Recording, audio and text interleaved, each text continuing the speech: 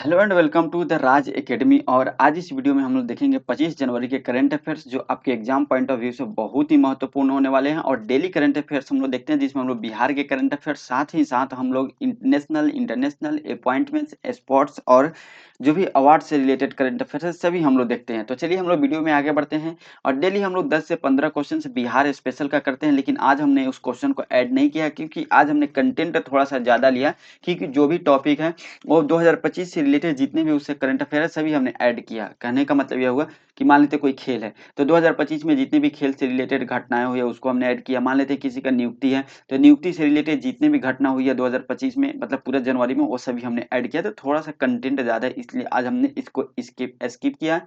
Next day से इसको add कर देंगे। अगर आपको कोई भी प्रॉब्लम होता है तो 9955128211 पे आप में व्हाट्सअप कर सकते हैं। चलिए यहाँ पे देख लेते हैं। सबसे पहले बिहार का यहाँ पे न्यूज देख लेते हैं। जन नायक कर्पूरी ठाकुर की 101वीं जयंती मनाई गई। किसकी? जन नायक कर्पूरी ठाकुर की कौन सी जयंती? 101वीं जयंती मनाई गई।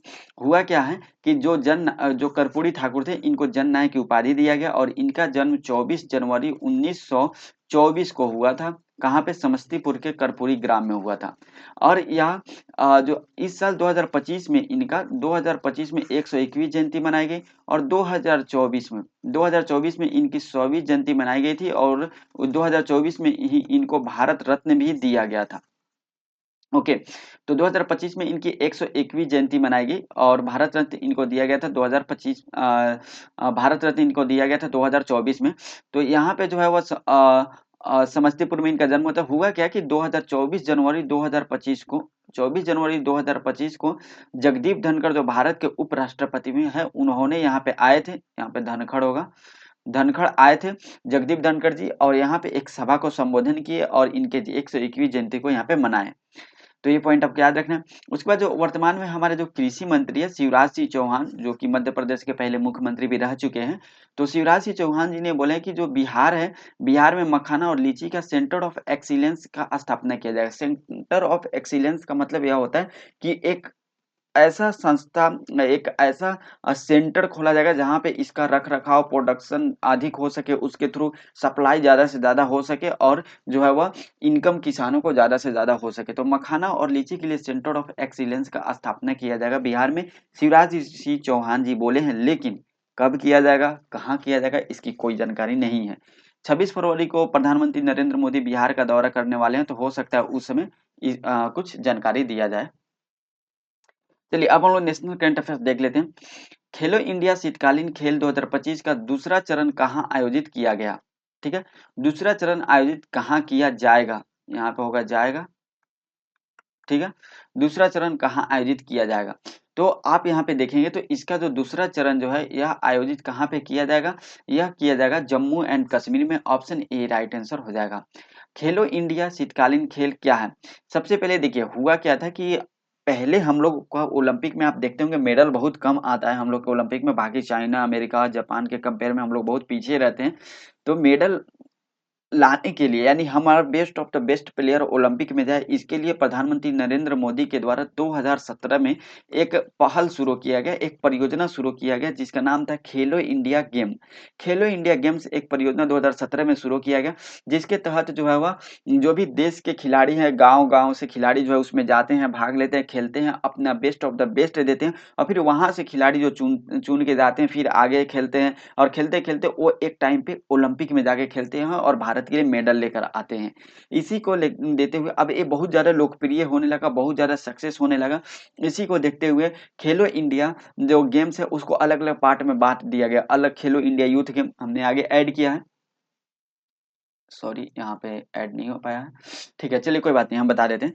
खेलो इंडिया यूथ गेम में बांट दिया गया, खेलो इंडिया शीतकालीन गेम से, खेलो इंडिया यूनिवर्सिटी गेम, खेलो इंडिया स्कूल एक्सीलेंस गेम, खेलो इंडिया वुमेन्स गेम में अभी वो आने वाला है खेलो इंडिया पैरा गेम्स। अलग अलग पार्ट में बांट दिया गया क्योंकि हर क्षेत्र से जो है, हर क्षेत्र से इसमें खिलाड़ी भाग ले सके, स्कूल से, यूनिवर्सिटी से जो यूथ है वो ले सके। जो पैरा है, पैरा उनको बोला जाता है जो थोड़ा सा विकलांग टाइप के होते हैं, उन और थोड़ा सा कुछ उनको प्रॉब्लम होता है, फिजिकली प्रॉब्लम होता है, उनको हम लोग पैरा बोलते हैं। पैरा ओलंपिक्स या पैरा खेलो इंडिया पैरा गेम्स इस उन लोगों को भी इसमें शामिल करने की बात की गई। तो धीरे धीरे यहाँ पे अलग अलग डेवलपमेंट किए गए। इसी को लेकर 2020 में 2020 में खेलो इंडिया शीतकालीन खेल का आयोजन किया गया पहली बार, और 2020 से लगातार हो रहा है, और 2025 में इसका कौन सा संस्करण हो जाएगा, 5वां संस्करण इसका आयोजन किया जा रहा है। ये 2 चरण में है। आप यहाँ पे देख सकते हैं खेलो इंडिया शीतकालीन, शीत मतलब क्या हुआ, बर्फ में खेला जाएगा। तो एक बर्फ में कहाँ-कहाँ खेला जाता है, 2 ही जगह हो सकता है, या तो जम्मू कश्मीर नहीं तो लद्दाख। इस बार दोनों जगह खेला जा रहा है, जम्मू एंड कश्मीर में भी और लद्दाख में भी। जम्मू एंड कश्मीर में और लद्दाख में दोनों जगह यहाँ पे खेला जा रहा है। खेलो इंडिया शीतकालीन खेल 2025 का आयोजन दोनों जगह पे यहाँ पे किया जा रहा है, ठीक है। जम्मू कश्मीर में भी और लद्दाख में भी किया जा रहा है। तो जम्मू कश्मीर में कब किया जाएगा, तो जम्मू कश्मीर में जो है इसका दूसरा चरण किया जाएगा, जो कि आपको फरवरी के लास्ट में होगा। और लद्दाख में अभी ही शुरू हो चुका है, 23 से लेकर 27 जनवरी तक शुरू हो चुका है, और यहाँ पे 23 से लेकर 27 जनवरी तक लद्दाख में इस गेम को खेला जाएगा। ओके, तो ये पॉइंट आपको याद रखना है। जब 2020 में इसका पहली बार आयोजन हुआ था तो जम्मू कश्मीर विजेता रहा था, जम्मू कश्मीर में ही आयोजन हुआ था। और 2020, 2021 और 2022 में लगातार 3 साल जम्मू कश्मीर इसका विजेता रहा है। अब हम देख लेते हैं, यहाँ पे देख सकते हैं लद्दाख में जो है वह 23 से लेकर 27 जनवरी तक यह इसका पहला चरण है, और जम्मू एंड कश्मीर में 22 से लेकर 25 फरवरी तक इसका दूसरा चरण का आयोजन किया जाएगा। बाकी यहाँ पे लद्दाख के नावंग दोरजे एस्टोबदान स्पोर्ट्स कॉम्प्लेक्स लद्दाख में इसका आयोजन किया गया, और ये 5वां संस्करण है इसका। इसमें हिमाचल प्रदेश ने सबसे ज्यादा अपनी टीमें भेजी है, जो कि 78 टीम इसमें हिमाचल प्रदेश के द्वारा भेजा गया है। नेक्स्ट हम देख लेते हैं 2024 खेलो इंडिया शीतकालीन गेम्स की अगर की बात करें, 2024 में जो हुआ था उसकी हम लोग बात कर लेते हैं। तो 2024 में जो हुआ था उसका आयोजन जम्मू कश्मीर में ही किया गया था, लेकिन उसमें महाराष्ट्र विजेता रहा था, और उस महाराष्ट्र ने 20 पदक जीते थे और 6 स्वर्ण पदक जीते थे, और पूरा ये नंबर 1 पे रहते हैं। सेम वही प्रोसेस है यहाँ पे, जैसे ओलंपिक में स्वर्ण पदक मिलता है, फिर रजत पदक मिलता है, कांस्य पदक मिलता है, सेम वही प्रोसेस है यहाँ पे। ओलंपिक में क्या होता है, अलग अलग देश अपना टीम भेजते हैं, और जो खेलो इंडिया गेम्स है इसमें अलग अलग जो हमारे स्टेट हैं वो स्टेट अपना टीम भेजते हैं और वो वहाँ पे खेलते हैं, और वो लोग यहाँ पे स्टेट की रैंकिंग आता है, स्टेट कितना जो है वह स्वर्ण पदक जीता है, रजत पदक, ये पदक के अकॉर्डिंग उनका रैंकिंग बनाया जाता है। सेम वही प्रोसेस है। कर्नाटक 2024 में दूसरे स्थान पर रहा है खेलो इंडिया शीतकालीन गेम्स में, और 2020 में पहला संस्करण हुआ था जम्मू कश्मीर में। तो उद्देश्य क्या है, शीतकालीन खेलों को बढ़ावा देना, तो ये हमने आपको डिटेल में डिस्कस कर ही दिया। नेक्स्ट क्वेश्चन देख लेते हैं, किसे भारतीय कंपनी सचिव संस्थान का अध्यक्ष चुना गया है। एक संस्था है भारतीय कंपनी सचिव संस्थान, जो जितने भी भारत की कंपनी है उसके सचिव जो है उनका निरीक्षण करती है, हर उसी से रिलेटेड एक कंपनी के जो नियुक्ति है उसी रिलेटेड देख रेख करती है। तो उसके एक नया अध्यक्ष चुना गया है जिनका नाम है Dhananjay Shukla. Option A right answer है, धनंजय शुक्ला को नियुक्त किया गया है, ठीक है। उपाध्यक्ष है पवन जी चांडाक है, ये आपको याद नहीं रखना है, ठीक है। और ये जो संस्था है ये एक गवर्नमेंट संस्था है, और एक कारपोरेट मंत्रालय के जो मामला है उससे रिलेटेड एक कार्य करता है, ठीक है। इसका स्थापना कब किया गया था, इसका स्थापना 1968 में किया गया था, और इसका हेडक्वार्टर नई दिल्ली में स्थित है। हेडक्वार्टर कहाँ स्थित है, नई दिल्ली में, यहाँ पे आप देख सकते हैं। बस इतना ही याद रखना है। अब हम लोग देख लेते हैं 2025 में जितने भी नियुक्ति हुए हैं जनवरी 2025 में, उसको हम लोग देख लेते हैं। जैसे सीमा सुरक्षा बल यानी BSF, border security force, BSF के अतिरिक्त महानिदेशक मनीष महेश कुमार अग्रवाल को नियुक्त किया गया। दिल्ली उच्च न्यायालय के मुख्य न्यायाधीश न्यायमूर्ति देवेंद्र कुमार उपाध्याय को किया गया। बॉम्बे उच्च न्यायालय के मुख्य न्यायाधीश न्यायमूर्ति आलोक आराधे को नियुक्त किया गया। सीआरपीएफ के महानिदेशक ज्ञानेंद्र प्रताप सिंह को नियुक्त किया गया, यहाँ पे सिंह होगा। बीसीसीआई के लोकपाल न्यायमूर्ति अरुण मिश्रा को, इसरो के नए प्रमुख वी नारायणन को नियुक्त किया गया। यूआईडीआई यानी जो आधार कार्ड होता है उसके सीईओ भुवनेश कुमार को नियुक्त किया गया। एसोचैम के महासचिव मनीष सिंघल को नियुक्त किया गया है। तो ये पॉइंट आपको याद रखना है, इतना नियुक्ति हुआ है 2025 में।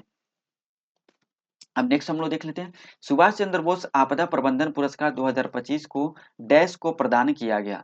देखिए, आपको पता है हमारे देश की आज़ादी में जो सुभाष चंद्र बोस है उनका काफी योगदान रहा है, ठीक है। बहुत योगदान रहा है सुभाष चंद्र बोस का। तो सुभाष चंद्र बोस के याद में ही यहाँ पे मनाया जाता है। सुभाष चंद्र बोस का जो जयंती है वो हम लोग मनाते हैं 23 जनवरी को। कब मनाते हैं, 23 जनवरी को। हमने देख रहे थे कि फोटो हमने ऐड किया कि नहीं सुभाष चंद्र बोस का। तो नहीं ऐड हुआ, कोई बात नहीं। तो 23 जनवरी को हमने यहाँ पे सुभाष चंद्र बोस का जयंती मनाते हैं, और इसको 2021 में प्रधानमंत्री नरेंद्र मोदी के द्वारा बोला गया कि देखिए, जो हम लोग 23 जनवरी को सुभाष चंद्र बोस का जयंती मनाएंगे, उनको हम लोग पराक्रम दिवस के रूप में मनाएंगे। किस दिवस में? पराक्रम दिवस के रूप में। तो पराक्रम दिवस के रूप में मनाया जाता है, और इस समय 2 पुरस्कार का आयोजन किया जाता है। उस पुरस्कार का नाम है सुभाष चंद्र बोस आपदा प्रबंधन पुरस्कार। तो ये उन व्यक्तियों या उन संस्थाओं को दिया जाता है जो आपदा से रिलेटेड कार्य करते हैं। यानी कहीं आपदा आए, वहां पे उनका बहुत बड़ा योगदान रहा। आपदा मतलब भूकंप आ गया, बाढ़ आ गया, कोई भी आपदा हो सकता है। तो उस आपदा से रिलेटेड जो भी उनका योगदान रहता है, उस योगदान के आधार पे उनको यह पुरस्कार दिया जाता है हर साल 23 जनवरी को, पराक्रम दिवस के दिन, सुभाष चंद्र बोस के जयंती के दिन। ये पॉइंट आपको याद रखना है। ठीक है, तो इस बार किसको दिया गया 2025 में? 2025 में दिया गया भारत का एक संस्था है जिसका नाम है भारतीय राष्ट्रीय महासागर सूचना और सेवा केंद्र संस्था। ठीक है, ये संस्था हैदराबाद में स्थित है। कहाँ पे स्थित है? हैदराबाद में यह एक संस्था स्थित है। ऑप्शन ए राइट आंसर हो जाएगा। और इस संस्था को दिया गया, क्यों दिया गया? क्योंकि ये संस्था जो है, ये बहुत ही अच्छे लेवल पे काम करती है। भारत के साथ साथ दुनिया के 28 देशों में इसका योगदान रहा है। और ये क्या करती है? कोई भी आपदा आने से 10 मिनट पहले सटीक जानकारी ये बता देती है। इसी के लिए यह जानी जाती है और इसलिए बहुत फेमस भी है। इसी कारण से इसको सुभाष चंद्र बोस आपदा प्रबंधन पुरस्कार 2025 से सम्मानित किया गया।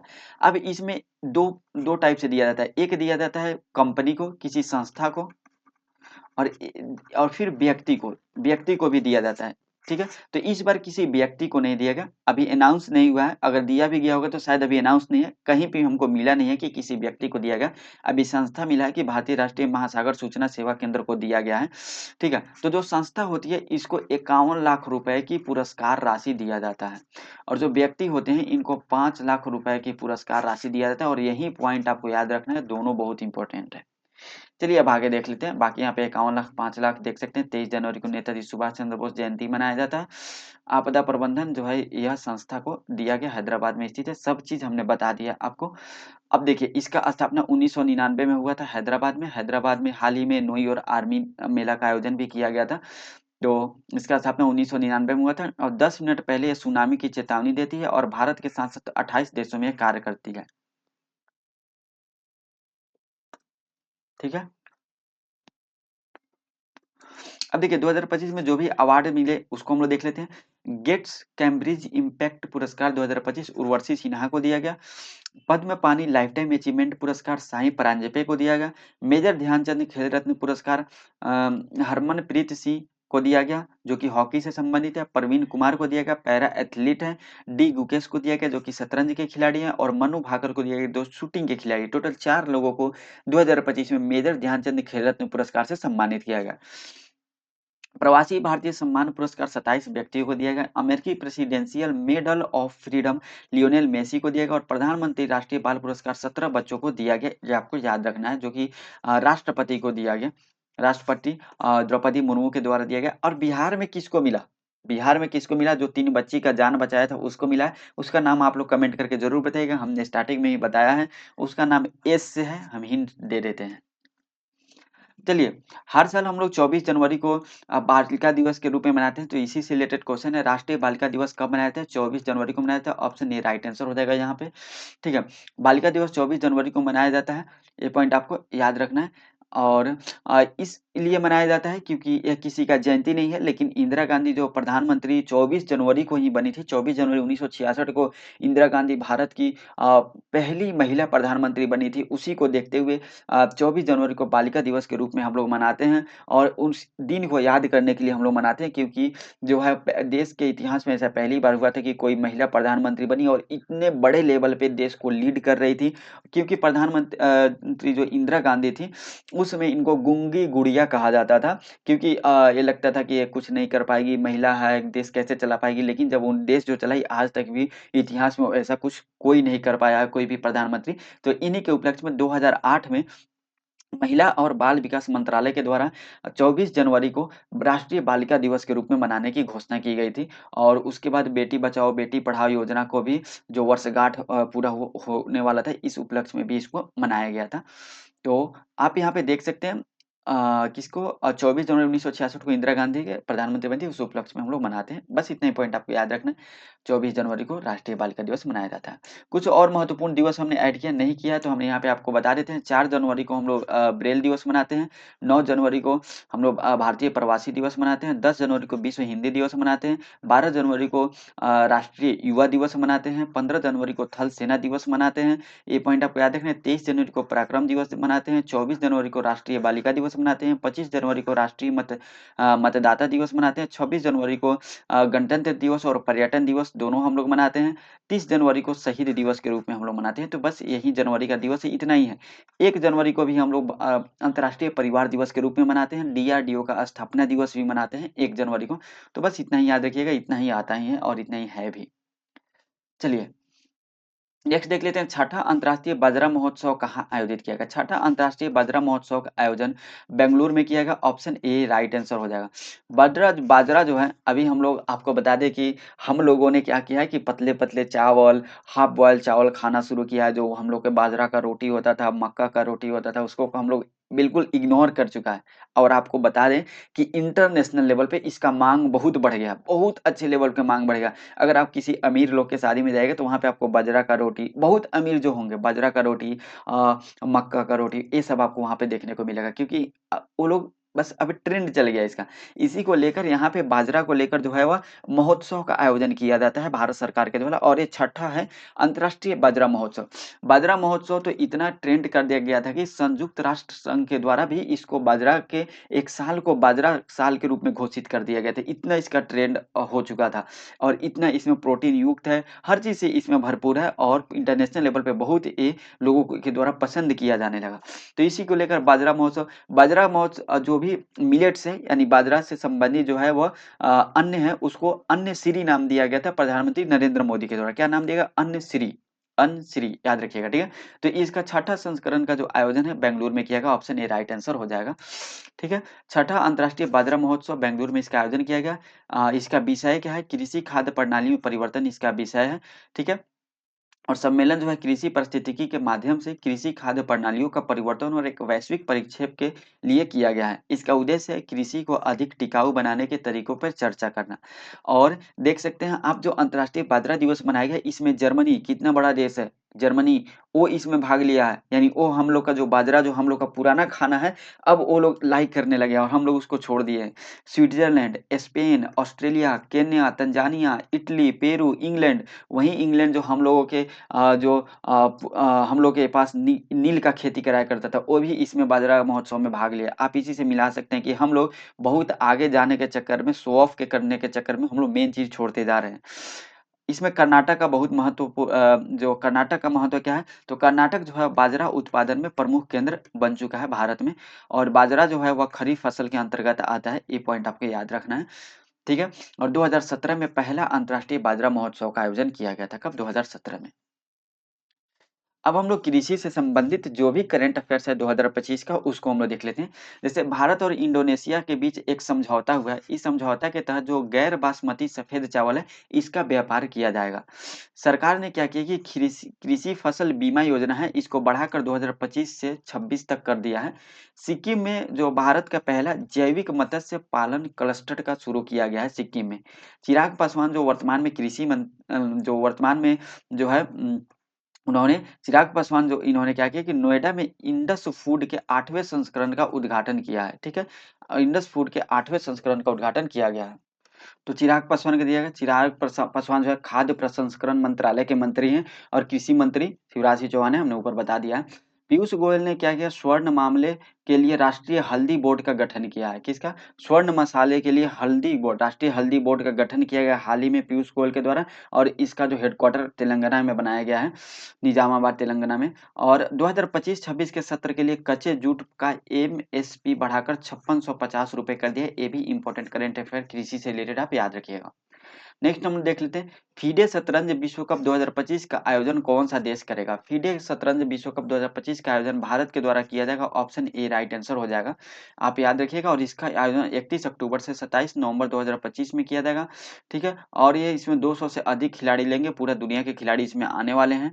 तो शतरंज से रिलेटेड और भारत की उपलब्धि देख लेते हैं। शतरंज का खोज सबसे पहले कहाँ मिलता है, भारत में मिलता है। और सिंधु घाटी सभ्यता के समय से ही शतरंज का जो है वह खेल देखने को मिलता है भारत में, ठीक है।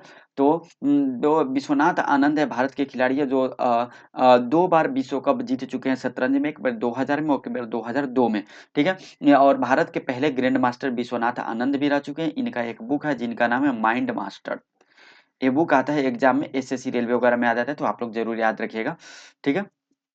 और 2023 में विश्व कप आर प्रज्ञानंद जीते थे। और 2024 में जो है वह सबसे कम उम्र के विश्व चैंपियन शतरंज चैंपियन कौन बने हैं, डी गुकेश बने हैं। तो ये भी पॉइंट आपको याद रखना है, ठीक है। तो चलिए हम आगे देख लेते हैं। बाकी जो फीडे है फेडरेशन इंटरनेशनल डेस चेस, ठीक है, डेस एजेक्स इसका फुल फॉर्म है। फीडे के द्वारा चेस का आयोजन किया जाता है। इसका स्थापना 1924 में हुआ था 20 जुलाई को, और 20 जुलाई को ही हम लोग शतरंज दिवस के रूप में मनाते हैं। यह एक गैर सरकारी संस्था है। और अंतर्राष्ट्रीय ओलंपिक जो है जो है वह इसका खेल के रूप में इसको मान्यता दिया था 1999 में। बाकी फीडे का हेडक्वार्टर स्विट्जरलैंड में, ये पॉइंट आपको याद नहीं रखना है, ये इंपॉर्टेंट नहीं है, ये भी इंपॉर्टेंट नहीं है। फीडे का जो फेडरेशन जो है इसका हेडक्वार्टर स्विट्जरलैंड के लाजेन में है। इसका आदर्श वाक्य जेन्स ऊना सुमस है, ठीक है। और जिसका लैटिन में क्या मतलब होता है, हम एक परिवार है। तो ये तीनों पॉइंट बहुत इंपॉर्टेंट है, एग्जाम में आया हुआ है प्रीवियस ईयर में। नेक्स्ट क्वेश्चन देख लेते हैं। डैश अमेरिकी उपराष्ट्रपति के रूप में शपथ लेने के साथ ही उषा पहली भारतीय सेकेंड महिला बन गई है, ठीक है। पहली भारतीय सेकेंड महिला बन गई है। इसका मतलब क्या हुआ कि देखिए, कोई भी देश में राष्ट्रपति प्रथम व्यक्ति होता है, ओके। उसके बाद जो वित्त मंत्री होता है वह सेकेंड व्यक्ति होता है। तो राष्ट्रपति की पत्नी प्रथम महिला होती है उस देश की, ठीक है। और जो वित्त मंत्री की पत्नी होती है वह से दूसरी महिला होती है। तो हुआ क्या है कि जेसी वेंस, ए है जेसी वेंस, ऑप्शन ए सबसे पहले इसका राइट आंसर होगा। ए जेसी वेंस है, ये अमेरिका के वित्त मंत्री बने हैं, वित्त मंत्रालय इनको मिला है। तो ये वित्त मंत्री के रूप में शपथ लिए हैं। तो ये हो गया अमेरिका के सेकेंड मैन, यानी दूसरा व्यक्ति, ठीक है। अभी भारत के पहला व्यक्ति कौन होगा अगर कोई पूछेगा वर्तमान में, तो होंगे द्रौपदी मुर्मू जी। दूसरा व्यक्ति कौन होगा, तो होंगे प्रधानमंत्री नरेंद्र मोदी जी, ठीक है। अगर अगर प्रथम व्यक्ति पूछे प्रथम, तो वो हो जाएंगे द्रौपदी मुर्मू जी के हस्बैंड। अब पता नहीं, इतना थोड़ा सा कॉम्प्लिकेटेड सीन हो जाएगा, उनके हस्बैंड का नाम हमको नहीं पता है, ठीक है। तो थोड़ा सा कॉम्प्लिकेटेड हो जाएगा, यहाँ आप समझिए। और तो ये हो जाएगा वित्त मंत्री बने हैं अमेरिका के। तो इनकी जो वाइफ हो गई ये है उषा जी, ठीक है, जो कि भारतीय है। तो इनकी जो वाइफ है ये अब हो गई अमेरिका की दूसरी महिला। तो इसलिए भारत के लिए इंपॉर्टेंट हो सकता है, और बीपीएससी इस टाइप का क्वेश्चन जरूर पूछता है। आप एक चीज नोटिस किए होंगे, जो 67वीं बीपीएससी का एग्जाम हुआ था उसमें बीपीएससी क्वेश्चन ये पूछा था कि जो अफगानिस्तान से भारतीय सेना जा रहे थे उसमें अंतिम सेना कौन गई थी, लास्ट वाला सेना कौन गया था। इतना लेवल पे किसी को याद ही नहीं रहता। तो लेकिन इसलिए यही सोच के हमने इस क्वेश्चन को ऐड किया। एक बार हमने हटा दिया था, फिर से दोबारा हमने ऐड किया कि हो सकता है बीपीएससी में ये आ जाए। तो जरूर नाम याद रखिएगा, उषा उनका नाम है। बाकी यहाँ पे देख सकते हैं पूरा नाम उषा वेंस है। और ठीक है, तो ये सेकेंड महिला बनी है यूएसए की। बाकी इसमें बहुत कुछ ज्यादा इंपॉर्टेंट पॉइंट तो अब हमको नहीं लग रहा है, यहाँ से इंपॉर्टेंट पॉइंट है, ये सब पॉइंट इंपॉर्टेंट है, ऊपर आप छोड़ दीजिए। डिपार्टमेंट ऑफ गवर्नमेंट एफिशिएंसी के जो अध्यक्ष वहां पे नियुक्त किया गया विवेक रामास्वामी, ये भी एक भारतीय है, और साथ में एलोन मस्क को भी नियुक्त किया गया। व्हाइट हाउस की पहली महिला chief of staff Susan Wiles को नियुक्त किया गया है, ये भी भारतीय मूल की है। वित्त मंत्री स्कॉट वेंसेंट को भी नियुक्त किया गया, ये भी भारतीय मूल के ही है, ठीक है। और यहाँ पे director of national intelligence Tulsi Gabbard को नियुक्त किया गया, ये भी भारतीय मूल के हैं। नेशनल इंस्टीट्यूट ऑफ हेल्थ जो है के निदेशक जय भट्टाचार्य को नियुक्त किया गया, ये भी एक भारतीय मूल के ही व्यक्ति है, ठीक है। ये पॉइंट आपको याद रखिएगा। और जेसी वेंट्स जो बने हैं, हमने वित्त मंत्री बोल दिया तो इसके लिए माफी माफी चाहते हैं, यहाँ पे उपराष्ट्रपति बने हैं, तभी तो सेकंड महिला होगी उपराष्ट्रपति, ठीक है। और यहाँ पे उपराष्ट्रपति बने हैं, वित्त मंत्री तो ये बने हैं, क्या नाम है इनका, स्कॉट वेसेंट।